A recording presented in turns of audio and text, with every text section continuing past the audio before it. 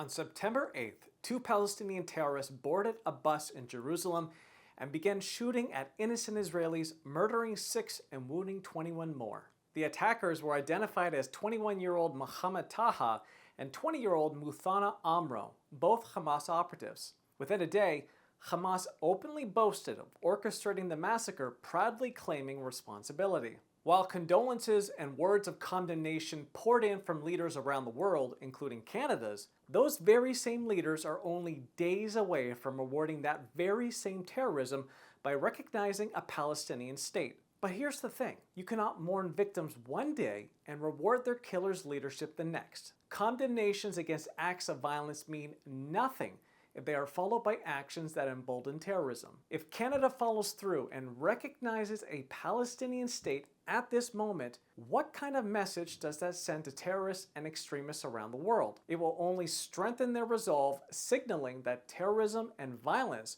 are legitimate paths towards obtaining their political agendas and goals. Canada has long stood as a nation of conscience, anchored by values, guided by principle, and steadfast in its moral clarity. After the horrors of October the 7th by Hamas terrorists, with innocent hostages still languishing in captivity, and as Israelis continue to fall victim to terror, Canada must confront a painful truth. Recognizing a Palestinian state while Hamas remains in power is a dangerous betrayal of Canada's principles.